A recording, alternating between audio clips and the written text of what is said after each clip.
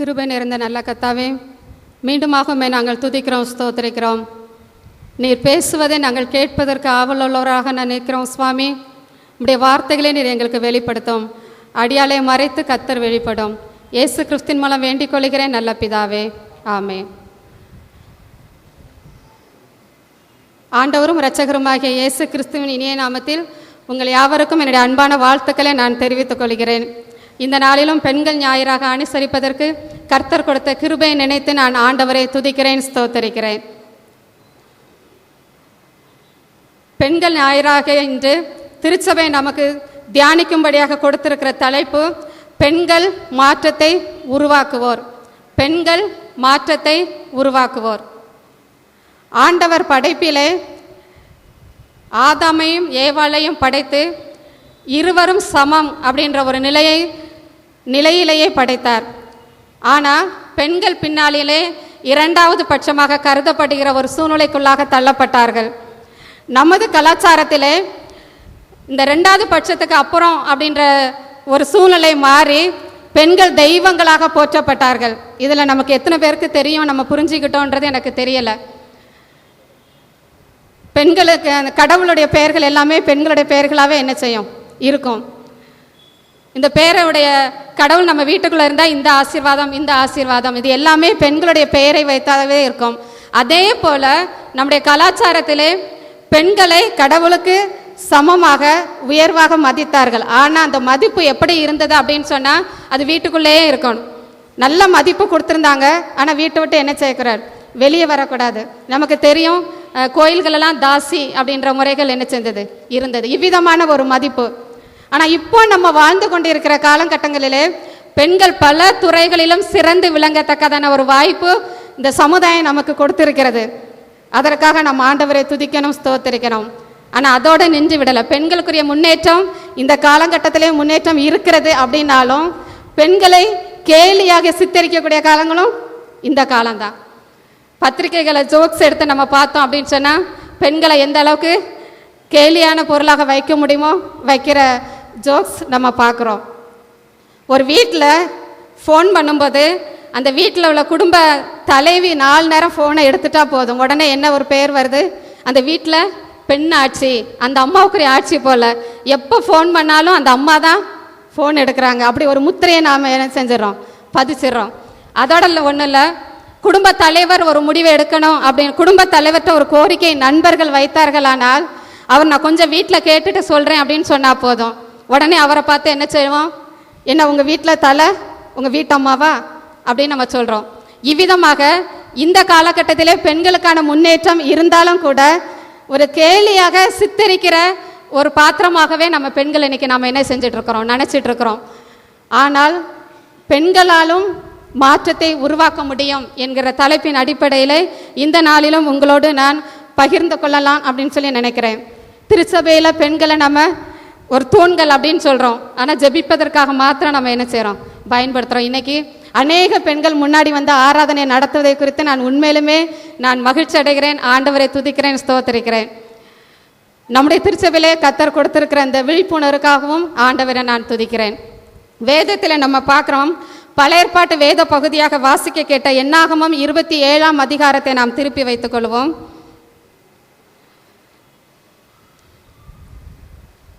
பெண்களால் சமூகத்திலே மாற்றத்தை உருவாக்க முடியும் அப்படின்றதுக்கு அடையாளமாக இதில் ஒரு 5 பெண்கள் இடம்பெற்றிருக்கிறார்கள். சமூக வாழ்வில் மாற்றத்தை கொண்டு வந்த பெண்கள், சமூக வாழ்வில் மாற்றத்தை கொண்டு வந்த பெண்கள். அந்த காலத்திலே ஒரு சட்டம் இருந்தது. இந்த சட்டத்தை யார் ஏற்றி கொடுத்தார் அப்படின்னு சொன்னால் கடவுள் தான். தனக்கென்று சொல்லி ஒரு கூட்ட ஜனங்கள், இஸ்ரவேலர் ஜனங்களை தெரிந்தெடுத்து அவர்களை வழிநடத்தி செல்வதற்கு மோசே அப்படின்ற தலைவனை நியமித்து அந்த தலைவன் மூலமாக பல நியாயப்பிரமாண கட்டளைகளை ஆண்டவர் கொடுக்கிறார். எப்படி வாழணும், எப்படி உடுத்தணும், யாருக்கு சொத்து எப்படின்ற எல்லா விதமான சட்டத்திட்டங்களையும் ஆண்டவர் கொடுத்திருக்கிறார்.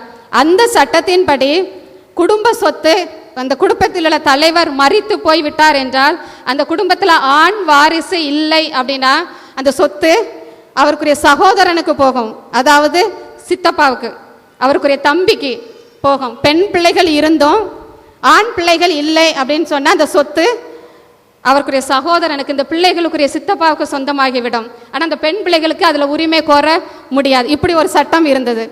இந்த காலகட்டத்திலே இதில் இடம் பெற்றிருக்கிற அந்த 5 பெண்களும் எங்களுக்குரிய தகப்பனார் மரித்து போனார். இப்போ சட்டத்தின்படி அந்த சொத்து யாருக்கு போகும்? அவங்களுடைய தகப்பனாருடைய சகோதரனுக்கு அந்த சொத்து போகும். ஆனால் இந்த பிள்ளைகள் தன்னுடைய தகப்பனாருடைய உரிமை தங்களுக்கு வேணும். அந்த சொத்துக்களை பார்க்கும் போதெல்லாம், அதை குறித்து பேசும் போதெல்லாம், ஒருவேளை அந்த சொத்து எனக்கு உடன் பிறந்த சகோதரன் சகோதரி இல்லாததினாலே எங்கள் சித்தப்பா கைக்கு அது போயிருச்சு அப்படின்னு சொன்னால் என்னுடைய தகப்பனாருடைய பேர் அதோட என்ன செய்கிறோம்? மறைந்து போய்விடும். அதை பார்க்கும் போதெல்லாம் அவங்க சித்தப்பாக்குரிய பேரை தான் சொல்லுவாங்க. அதனால் இந்த பிள்ளைகள் என்ன, எங்கள் தகப்பனாருடைய பெயர் இந்த வம்சத்திலே அழிந்து போய்விடக்கூடாது, எங்களுக்கு சகோதரன் இல்லை அப்படின்ற ஒரு காரியத்துக்காக இந்த எனக்கு மறைந்து போய்விடக்கூடாது அப்படின்னு சொல்லி விரும்பினவர்களாக இந்த 5 சகோதரிகளும் மோசேட்ட போய் முறையிடுகிறார்கள் அப்படின்னு சொல்லி பார்க்குறோம். பெண்கள் தைரியமாக முன்னாடி வர முடியாத ஒரு காலம், பெண்கள் 2ஆம் பட்சமாக கருதப்பட்ட ஒரு காலம் இந்த சம்பவம் நடக்கிறது. தெரியும் நமக்கு ஆரம்ப காலத்தில் பெண்களுக்குரிய நிலைமை என்ன அப்படின்னு தெரியும். ஆனால் இந்த 5 பெண்களும் மோசேட்ட போய் பேசுகிறாங்க. எங்கே நின்று பேசுகிறாங்க அப்படின்னு சொல்கிறத 27ஆம் அதிகாரம் 2வது வசனத்தை வாசிங்க.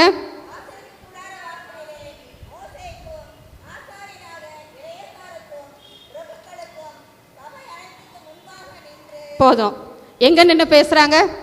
ஆசரிப்பு கூடார வாசலுக்கு முன்னாடி, ஆசாரியனுக்கு முன்னாடி, மோசே கிட்ட, எல்லா சபைகளுக்கு முன்னாடி என்ன செய்கிறாங்க?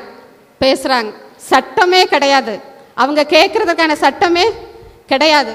ஆனாலும் தங்களுடைய உரிமையை அவர்கள் விட்டு கொடுக்க கூட மனது இல்லாதவர்களாக, அந்த உரிமையை விட்டு கொடுத்துடக்கூடாது, நம்ம அப்பாக்குரிய பேர் அழிந்து போய்விடக்கூடாது அப்படின்னு சொல்லி தங்களுடைய தகப்பனாருடைய பேரை நிலைநிறுத்தும் வண்ணமாக சட்டத்தில் இடம் இல்லை, ஆனாலும் பரவாயில்லை, இது நியாயமான ஒன்று என்பதை இந்த 5 பெண்களும் புரிந்தவர்களாக மோசேட்ட போய் எல்லாருக்கும் முன்னாடி இந்த கோரிக்கை என்ன செய்கிறாங்க? வைக்கிறாங்க. மோசே ஆண்டவர்கிட்ட கேட்குறாரு. அப்போ ஆண்டவர் என்ன சொல்கிறாரு? அவங்களுக்கு செவி கொடு, அவங்க கேட்குறது சரி, அது நியாயமானது தான் அப்படின்றதுனால ஆண்டவர் அந்த பெண்களுடைய கோரிக்கைகளுக்கு செவி கொடுக்கிறார் அப்படின்னு சொல்லி பார்க்குறோம். இதில் என்ன மாற்றத்தை இந்த பெண்கள் கொண்டுட்டு வந்தார்கள் அப்படின்னு சொல்லி பார்த்தோம் அப்படின்னா 8வது வசனத்தை வாசிங்க.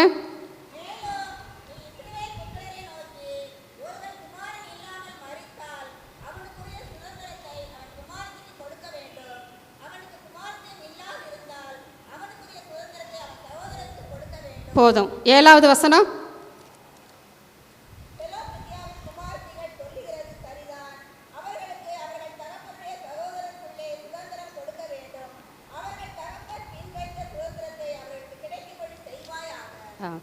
அந்த பெண்களுடைய கோரிக்கையை ஆண்டவர் நிறைவேற்றும் வண்ணமாக மோசேட்ட சொல்றார். அவங்க கேட்கறது நியாயமான ஒன்று தான், ஆனாலும் நீ அதை செய் அப்படின்னு சொல்லிட்டு ஒரு மாற்றத்தை அங்கிட்ட கொண்டுட்டு வரார். என்ன மாற்றம் அப்படின்னு சொன்னா, அது வரைக்கும் இருக்கிற சட்டத்தை மாற்றி இப்போ திருப்பி மோசேட்ட என்ன சொல்றாரு? நீ இஸ்ரவேல் ஜனங்களுக்கு சொல்லு. என்ன சொல்லணும்? ஒரு தகப்பனுடைய சொத்து அவருடைய காலத்துக்கு அப்புறம் அவருக்கு குமாரத்திகளுக்கு என்ன செய்யணும்?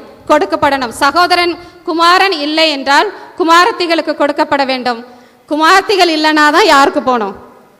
அவருடைய சகோதரனுக்கு போகும். அது வரைக்கும் இருந்த சட்டம் இப்போ என்ன செய்யுது? மாறுது. பெண்கள் முன்னாடி வந்து செயல்படக்கூடாத ஒரு காலம்தான், பெண்களுடைய பேச்சுக்கள் எடுபடாத ஒரு காலம்தான். அந்த காலத்திலே இந்த 5 பெண்களும் அந்த சமூகத்திலே ஒரு மாற்றத்தை கொண்டுட்டு வருகிற ஒரு சட்டத்தையே மாற்றுகிறார்கள் அப்படின்னு சொல்லி நம்ம பார்க்குறோம். சாதாரணமாக கேலி சித்திரமாக நம்ம பெண்களை நம்ம பார்க்குறோம். அநேக நேரங்களில் பலவீன பாண்டமாகவே பெண்கள் என்ன செய்கிறாங்க? சித்தரிக்கப்படுகிறார்கள். கேலிக்குரிய பாத்திரமாகவே பெண்கள் சித்தரிக்கப்படுகிறார்கள். ஆனால் பெண்களாலும் இந்த சமூகத்தில் மாற்றத்தை கொண்டுட்டு வர முடியும் என்பதற்கு பழைய ஏற்பாட்டு காலத்திலேயே இந்த 5 பெண்களும் ஒரு முன்மாதிரியாக இருக்கிறார்கள் என்று சொல்லி நம்ம பார்க்குறோம். வாசிக்க கேட்ட புதிய ஏற்பாட்டு பகுதியை நாம் திருப்பி வைத்துக் கொள்வோம். யோவான் எழுதின நற்செய்தி நூல் 4ஆம் அதிகாரத்தை நாம் திருப்பி வைத்துக் கொள்வோம். முதலாவதாக நம்ம பார்த்தோம் சமூகத்திலே மாற்றத்தை உருவாக்கிய பெண்கள். இரண்டாவதாக தனி வாழ்விலே மாற்றத்தை பெற்றுக்கொண்ட பெண். தனி வாழ்விலே மாற்றத்தை பெற்றுக்கொண்ட பெண். பகல் 12 மணி வேலை இருக்கும், நல்லா வெயில் அடிக்கிற ஒரு நேரம், நம்மளுக்குரிய நேரத்தின்படி ஒரு பெண் கிணற்றிலே தண்ணி எடுக்கிறதற்காக வருகிறாள். பொதுவாக பெண்கள் எப்போ தண்ணி எடுப்போம்? காலையில் தான் நமக்கு தண்ணி தேவைப்படும். அப்படியே எடுத்தாலும் வெயிலுக்கு முன்னாடி நம்ம இந்த வேலையை முடிச்சிடணும் அப்படின்றத நினைப்போம். அதே ஊர்லேயும் அதே பழக்கம்தான். எல்லாரும் காலையிலே கிணற்றடிக்கு வந்து தண்ணி எடுத்துகிட்டு போயிடுவாங்க. ஆனால் யாருமே வராத நேரம் பார்த்து இந்த பெண், சமாரியா பெண், கிணற்றடிக்கு தண்ணி எடுப்பதற்காக என்ன செய்கிறாங்க, வராங்க. அவங்க வர நேரம் ஆண்டவர் அந்த இடத்துல என்ன செய்கிறார், இருக்கிறார். அந்த பெண்ணை பார்த்து ஆண்டவர் தண்ணி கேட்குறார். அந்த சம்பவம் நம்ம எல்லாத்துக்குமே என்ன செய்யும், தெரியும். அந்த பெண்ணிட்ட பேசிகிட்டு இருக்கும்போதே ஆண்டவர் சொல்கிறாரு, அந்த சூழ்நிலை, அந்த பெண்ணினுடைய சூழ்நிலை, ஏன் இந்த பெண் இப்படி தனியாக வர்றா, ஏன் தனியாக யாரும் வராத நேரம் பார்த்து வரணும் அப்படின்றதெல்லாம் ஆண்டவருக்கு தெரியும். ஆனாலும் அந்த பெண்ணிட்ட என்ன செய்கிறாரு, உண்மையை கொண்டுட்டு வரும்படியாக பேச்சு கொடுக்கிறார்.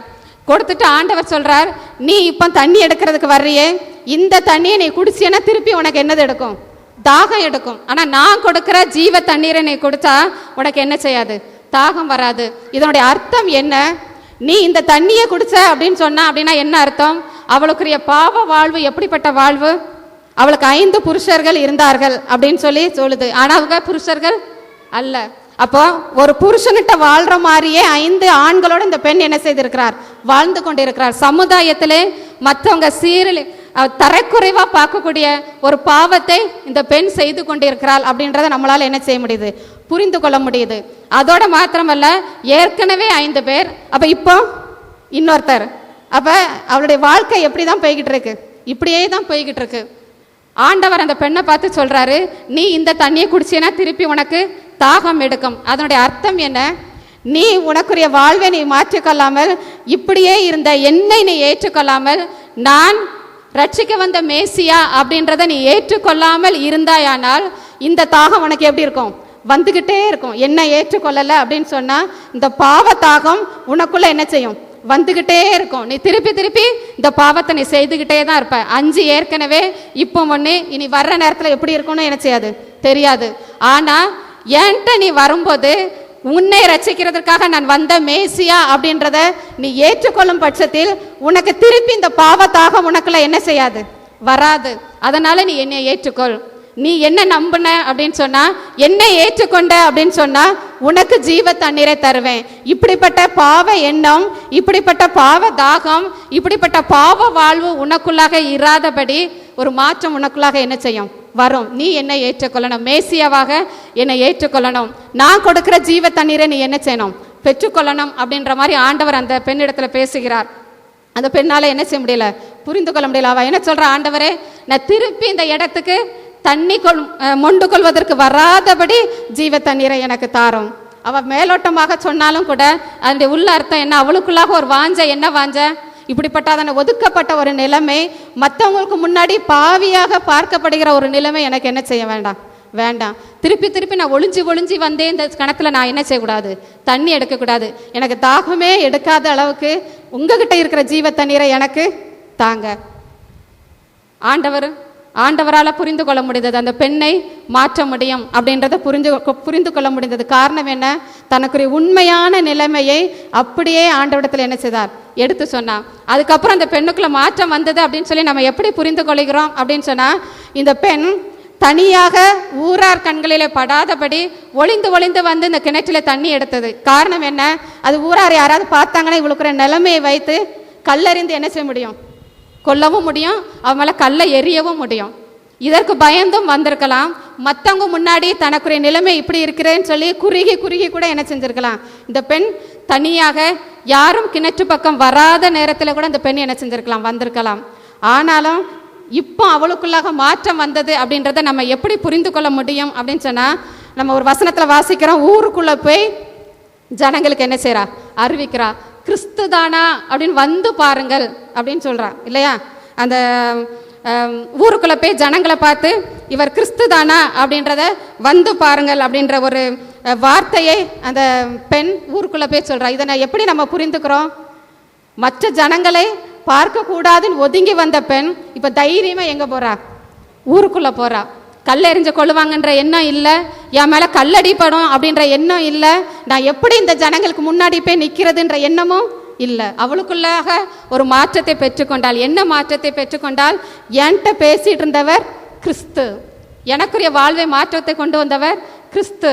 அவர்தான் மேசியா, அவர்தான் என்னை ரட்சிக்க வந்தவர். இதுவரைக்கும் நான் செய்த பாவத்தை யாரும் என்ன செய்யல, சுட்டி காட்டல. என்னை கேலியா தான் பேசுனாங்க. எனக்கு நான் செய்த தப்பை குறித்து என்னை தண்டிக்கணும்னு தான் நினைச்சாங்க. நான் செய்யற தப்பை குறித்து ஊருக்குள்ள நீ வராதன்னு தான் சொன்னாங்க. ஆனால் முதலாவதாக ஒரு மனிதன் எனக்குள்ளாக மாற்றத்தை கொண்டு வருவண்ணமாக எனக்குரிய குற்றத்தை வெளிப்படுத்தினார் என்பதை புரிந்து கொண்டு இவர் நிச்சயமாக மேசியாவாக தான் இருக்க முடியும், இவர்தான் என்னை ரட்சிக்க வந்த கிறிஸ்து என்பதை உணர்ந்தவளாக தன்னுடைய வாழ்விலே மாற்றத்தை கொண்டு வந்து தைரியமாக ஊருக்குள்ள என்ன செய்றா, போறா. இப்போ ஊரார் என்ன நினைக்கிறாங்க, எப்பயுமே ஒதுங்கி ஒதுங்கி ஒதுங்கி போற இந்த பெண் இன்னைக்கு தைரியமாக ஊருக்குள்ள வந்து இவர் கிறிஸ்து தானான்னு வந்து பாருங்கன்னு ஒரு அழைப்பு கொடுக்கிறார்களே. அப்போ ஒருவேளை இவ வாழ்க்கையில ஏதோ ஒன்று என்ன செஞ்சிருக்கு, நடந்திருக்குது அப்படின்னு சொல்லி அந்த ஊராராலையும் புரிந்து கொள்ள முடிகிறது அப்படின்னு வேதத்துல நம்ம பார்க்கிறோம். தன்னுடைய தனி வாழ்விலே மாற்றத்தை பெற்றுக்கொண்ட பெண். அநேக நேரங்களிலே நம்மளும் கூட விட முடியாத பாவங்களிலே நாம் என்ன செஞ்சுட்டு இருக்கோம், சிக்கிக்கிட்டு இருக்கோம். ஒருவேளை இது போல பாவத்தை நம்ம செய்யலைனாலும் விட முடியாத பாவ பழக்கங்களுக்குள்ளாக நாம் சிக்கிக்கொண்டே இருக்கிறோம். என்னை ரட்சிப்பதற்காக ஒரு கிறிஸ்து இருக்கிறார் அப்படின்றத நம்ம மனப்பூர்வமாக உணரும் போதுதான், மனப்பூர்வமாக உணர்ந்து ஆண்டோடைய பாதத்தில் போகும்போது மாத்திரமே இந்த பாவத்திலேருந்து நாம் என்ன செய்ய முடியும், விடுபெற முடியும். என்ன பாவங்களிலே நாம் சிக்கி இருக்கிறோமோ, எந்த தவறுகளை நாம் செய்து இருக்கிறோமோ அதிலிருந்து ஒரு மாற்றத்தை நாம் பெற்றுக்கொள்ள முடியும், விடுதலையை நாம் பெற்றுக்கொள்ள முடியும். இந்த சமாரியா பெண் தனி வாழ்விலே மாற்றத்தை பெற்றுக்கொண்ட ஒரு பெண்ணாக இருக்கிறாள். மாத்திரமல்ல, தனி வாழ்விலே மாற்றத்தை பெற்றுக்கொண்ட இந்த பெண் தன்னுடைய சமுதாயத்திலும் மாற்றத்தை உருவாக்குகிறாள்.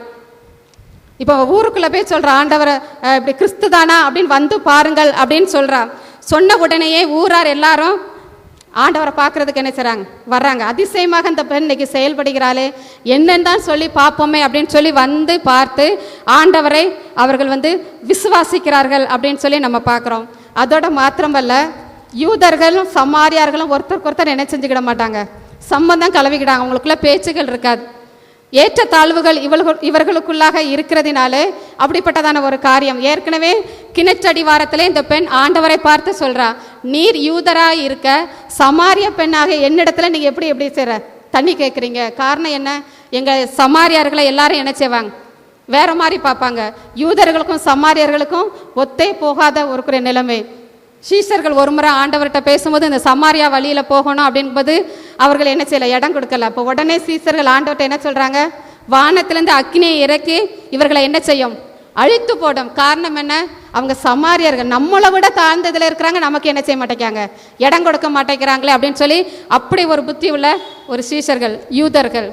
இதே பாரம்பரியத்துல தான் ஆண்டவர் என்ன செஞ்சிருக்கிறார், ஒரு யூதனாக அந்த இடத்துல நிற்கிறார். இப்போ இந்த சமாரியர்கள் ஆண்டவரை பார்த்து என்ன சொல்றாங்க, எங்க ஊர்ல நீங்க 2 நாள் என்ன செய்யணும், தங்கணும். 40வது வசனத்தை வாசிங்க, யோவான் 4:40.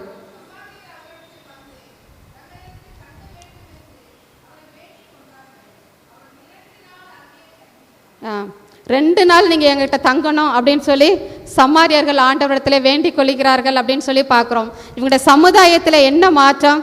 முதலாவதாக இந்த சமாரியர்கள் ஆண்டவரை விசுவாசித்தார்கள். ரெண்டாவதாக இந்த சமாரியர்கள் யூதராகிய இயேசுவானவரை எங்க ஊர்ல என்ன செய்யணும், தங்கணும். பேசவே மாட்டாங்க. ஆனா இப்ப என்ன சொல்றாங்க, யூதரை பார்த்து என்ன சொல்றாங்க, நீங்க எங்க ஊர்ல தங்கணும். அது எத்தனை நாள் தங்கணும்? 2 நாள் தங்கணும். எவ்வளோ ஒரு பெரிய மாற்றம் இல்லையா?